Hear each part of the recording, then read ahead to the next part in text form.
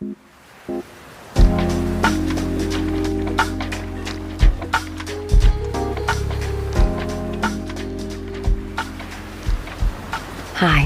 I'm Karissa Vacker, and welcome back to Sleepwave, a podcast where we let waves of relaxation wash over you through original sleep meditations created to help you fall asleep tonight. And don't worry if you don't hear the end of an episode. I encourage you to drift off whenever you're ready. Before we get started on tonight's episode, I'd like to say thank you so much for all of the great ratings and reviews you guys have left us on Apple Podcasts and some of the other networks too. Hey, Jack and Pix, this one is for you.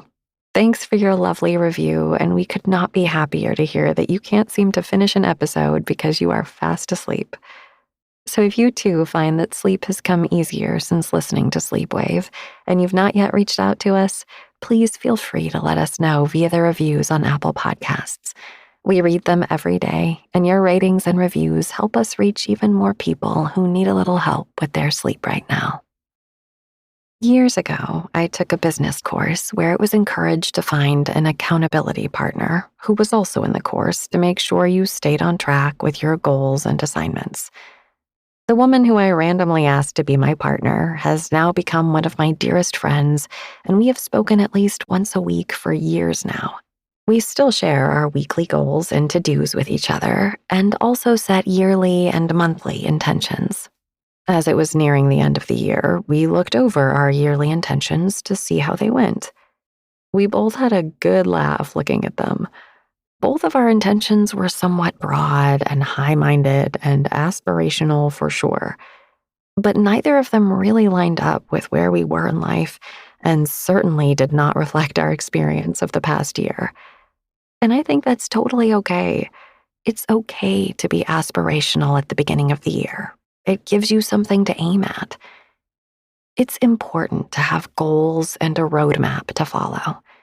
It can help us feel more focused and energized, and it is a pretty great feeling of accomplishment to cross things off a list and say, hey, I did that. I'm not one to set resolutions, but I do like to think about what's working in my life and what's not, and why. It is very easy for me to get stuck in thought patterns that are pretty limiting, and it can be hard sometimes to broaden my mind and allow in more creative possibilities. So as I'm doing my end-of-year reflecting, I'm realizing that the most important thing for me right now is to be gentle on myself. I had a goal last year that I was really wanting to complete by December, and I am about halfway there. So that goal is now becoming a 2-year goal. Maybe, hopefully, by next December, I will have completed it. Skating that fine line of focus and letting go is not an easy balance to strike, but it's always something worth aiming at. There's an idea we're going to look at in tonight's meditation about how setting these goals and intentions at the end of our calendar year, which falls in the dead of winter, may not be the best time to birth new ideas or ways of being. All of nature is still hibernating and won't burst forth with new life until spring. Whether you fall in the camp of setting your goals in January, or waiting until spring, or not setting any at all, tonight's meditation will give your mind a sweet moment of peace to contemplate where you've been and also bring you fully into the present, so you can rest well and awaken tomorrow bright-eyed for whatever life may bring next. This is Prioritizing Rest for the New Year by Billy Gill.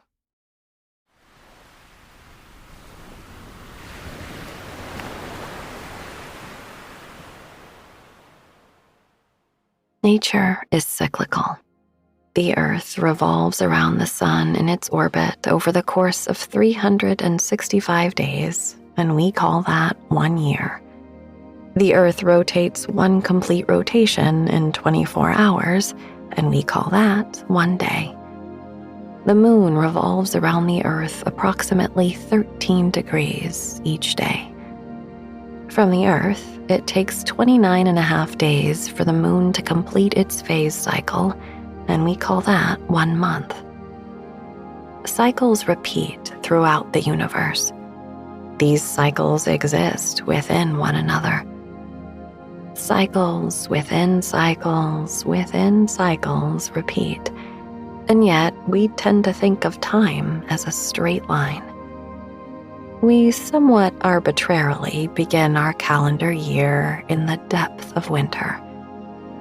For thousands of years, New Year's Day was celebrated on March 25th, around the time of the spring equinox. In fact, the custom of beginning the calendar year in January only dates back 400 years. Ancient people had a different rhythm with each year. March was the beginning of the planting season, and so began the year. There were only 10 months in the calendar at that time. In 700 BC, Rome's second ruler, Numa Punctilius, added the months of January and February. In England, in the year 1155, people began to celebrate New Year's Day and adopted March 25th as the day for the festivities. Pope Gregory XIII and much of Catholic Europe adopted the Gregorian calendar in 1582. Europe continued to celebrate New Year's Day on March 25th until 1752, when they finally adopted the Gregorian calendar. Even though January 1st has only been widely accepted as New Year's Day for a relatively short period of time, for most people alive today, it is simply accepted as the way it is. Still, we can examine a bit more closely our tacit assumptions about the cycles of a year and consider the rituals that have developed around this time to bring fresh perspective to the cycles of our own lives. Consider that January, named for the Roman god Janus, the deity of new beginnings, was actually the same month that newly elected Roman consuls began their one-year term in office. Little thought was given to any kind of suggestion that people should use this time to make resolutions about their own personal or professional life, much less any physical fitness goals. While there is something undeniably potent about people collectively proclaiming their intentions to make strides toward self-improvement simultaneously, there's little else to support those efforts. In the Northern Hemisphere, January is the coldest month of the year. In the colder climates especially, it's evident that nothing in nature is trying to grow or push the envelope at this time. The trees are dormant, animals hibernate and rely on their stored supplies for sustenance. Yet, with our climate-controlled houses and office buildings, we have created an artificial springtime, and the energy of the season is little more than an inconvenient walk from one climate-controlled area to the next. Unfortunately, we are deluded into thinking this is the case. Our bodies are much more sensitive to the cycles of nature than we may realize. Tonight's sleep meditation invites you to drop into the deep, ancient rhythms of the natural world that have been embedded in the genetics of your ancestors and thus passed on to you. They had to have great respect for winter as a time of scarcity and harsh winter conditions. Their survival depended on the judicious use of resources. Winter is not the ideal time to make great expenditures of energy. Even though many people are capable of these exertions during winter, the toll that it takes will be felt in the following spring and summer. If that pattern repeats each year, the depletion of our inner resources compounds, and we lose those precious reserves of health much faster than is necessary. Follow your breath as you inhale through the nose and exhale through the mouth. Again, inhale through the nose and exhale through the mouth. Once more, inhale through your nostrils and exhale through your mouth. Now, Allow your breath to flow through both nostrils on the inhale and the exhale, if possible. Allow your belly to be soft, like a pool of water. As you inhale, the navel rises. As you exhale, the navel falls. Continue breathing in this way. Inhale, navel rising. Exhale, navel falling. Go on. Inhale, navel rising. Exhale, navel falling. There's no rush. Allow yourself to linger in the natural pause at the bottom of the exhale, and also in the natural pause at the top of the inhale. Breathing through the nostrils if possible. Inhale, navel rising. Exhale, navel falling. Notice the pauses. This type of breathing will gradually allow you to grow more and more relaxed, while simultaneously supplying you with the necessary ingredients for energy in your cells. More than the physical benefits of this type of breathing, mindful breathing is a psychological symbol for self-nourishment. The inhale distributes awareness to the periphery of the body. The exhale allows us to reflect and release any unnecessary tension. This pattern establishes a rhythm of intention and release, the two necessary components for meditation. We focus the mind by deliberately sending our awareness to every pore on the inhale, as though we could suffuse our whole being with a nourishing inhale, and we surrender any clinging or holding with the exhale.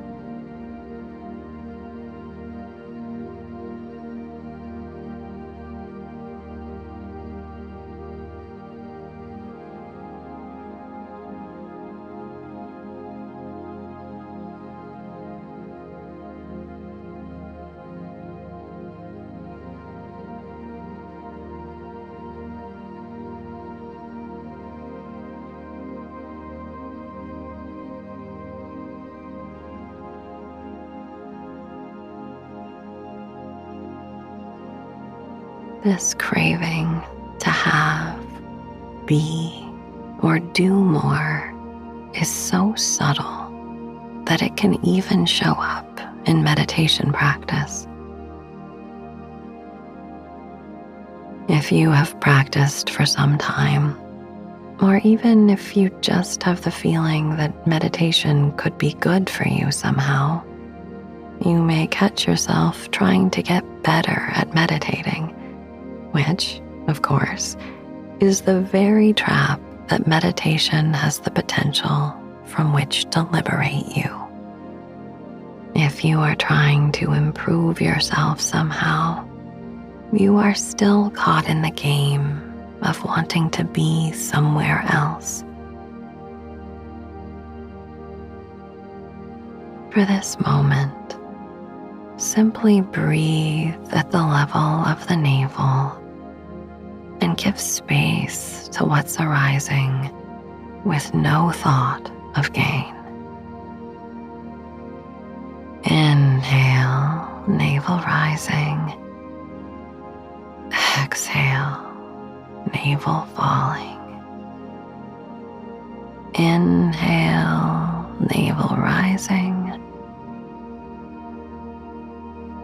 Exhale, navel falling. Inhale, navel rising. exhale, navel falling. Continue on.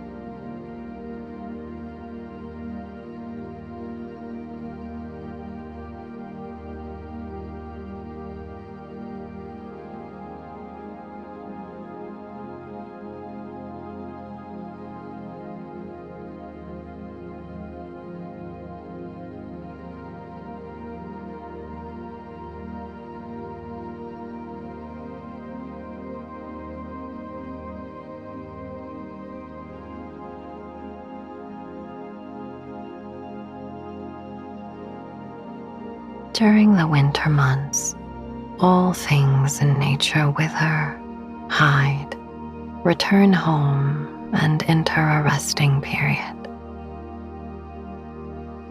Lakes and rivers freeze, and snow falls. The winter is a time for deep rest, conservation, and storage.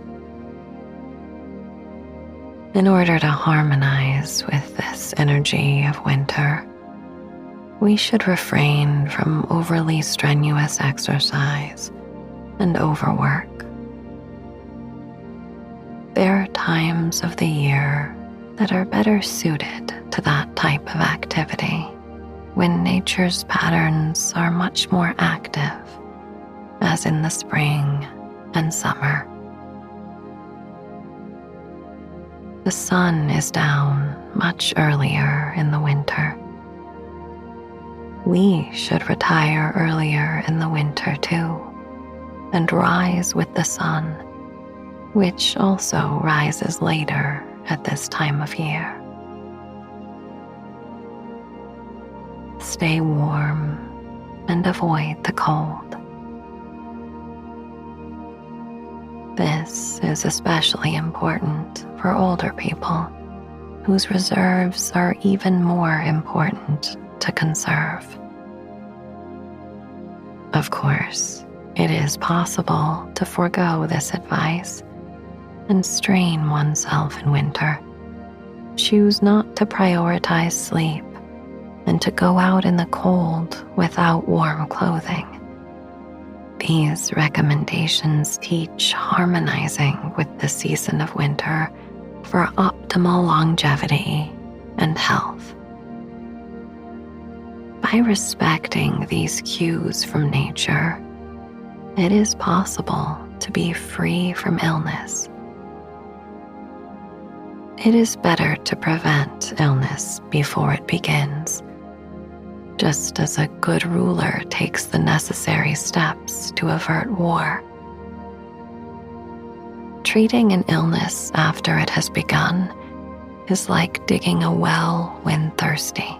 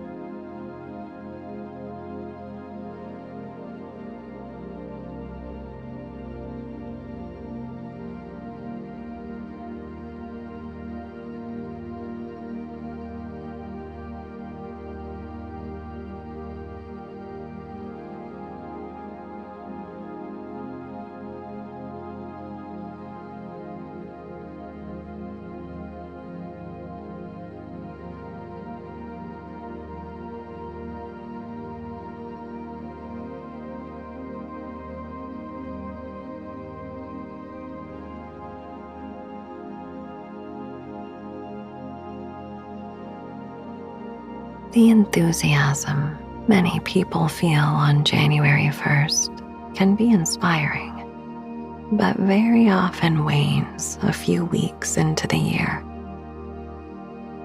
If you are inspired to make resolutions, then by all means follow that inspiration. Harmonizing with the season might involve storing that resolution deep within, as though you were protecting it through the winter and nourishing it patiently and lovingly until spring bursts forth with its energy of movement and decisive action. Give yourself permission at this already stressful time of year to emphasize rest and relaxation. Preserving your health in the winter will lead to greater abundance in the warmer months. As you continue to watch your belly rise and fall with each easy inhale and exhale, we're going to allow the mind to move deeper and deeper into the interior of the body and mind.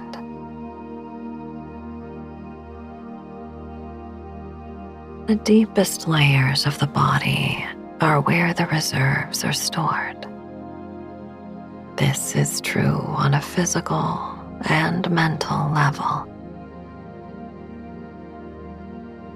Keep your conscious attention on the breath as it moves the navel up and down, up and down, up and down. Now begin to count the breaths. Beginning at 27, count all the way to 1 in the following way. 27, navel rising. 27, navel falling. 26, navel rising. 26, navel falling. 25, navel rising. 25, navel falling. 24, navel rising. 24, navel falling. Continue counting the breaths in this way. Count all the way down to 1. If you lose count, start over at 27 and continue counting all the way down to 1. No mistakes. Go on counting the breaths at the level of the navel all the way down to 1.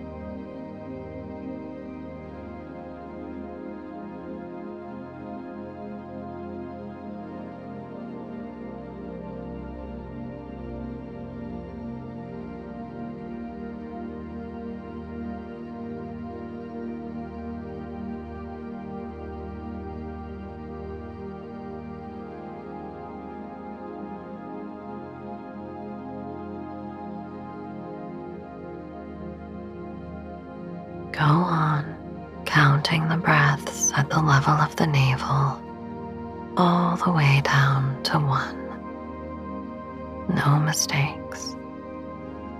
If you lose count, start over at 27.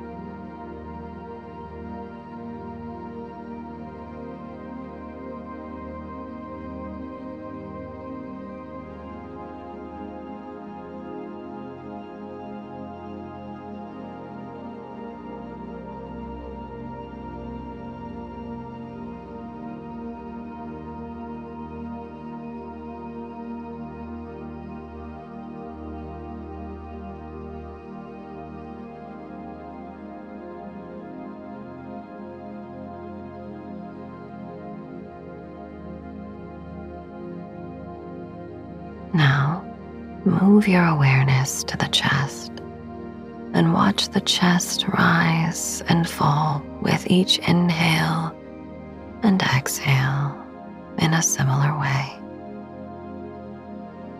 Beginning at 27 and counting all the way down to 1. 27, chest rising. 27, chest falling. 26, chest rising. 26, chest falling. 25, chest rising. 25, chest falling. 24, chest rising. 24, chest falling. Continue counting the breaths in this way. Count all the way down to 1. If you lose count, start over at 27 and continue counting all the way down to 1. No mistakes. Go on counting the breaths at the chest all the way down to 1.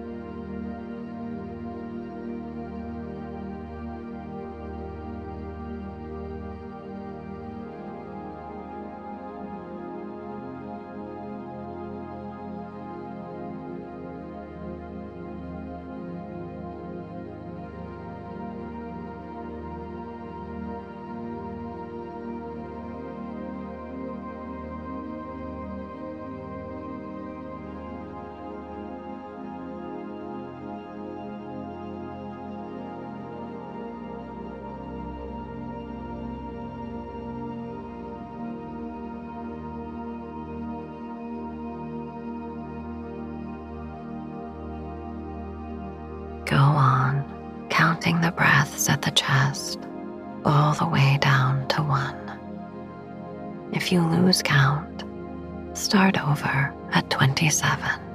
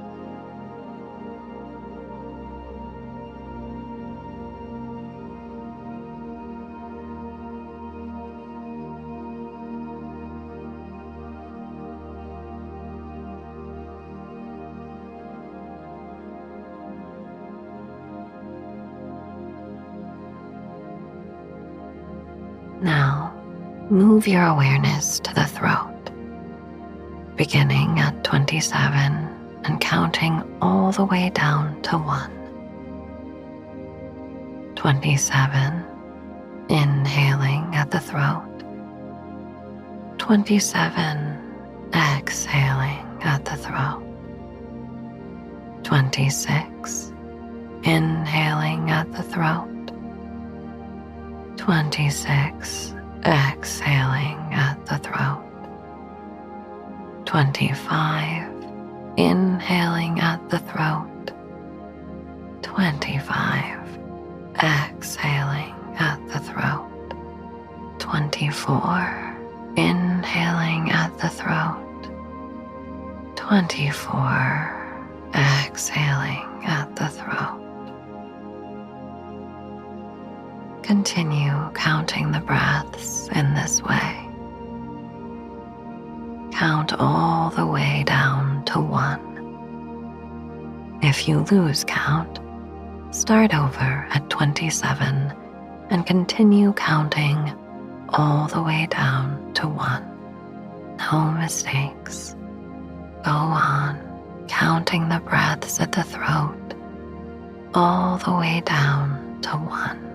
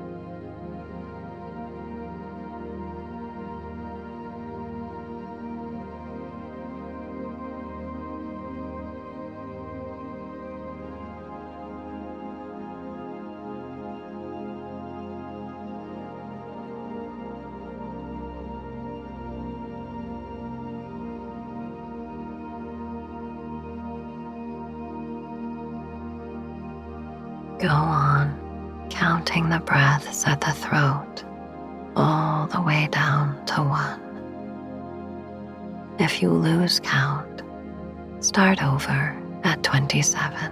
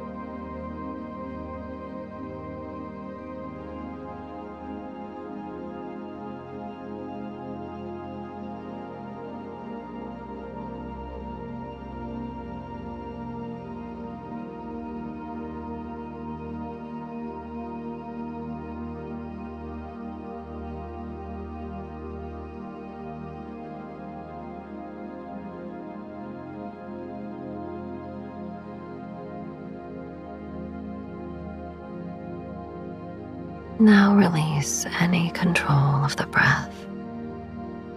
Deep, deep, deep within, storing the essence of your strength and vitality, as nature stores the essence of the tree deep within the roots during winter until the proper time to sprout and blossom and grow. Sleep, sleep, sleep.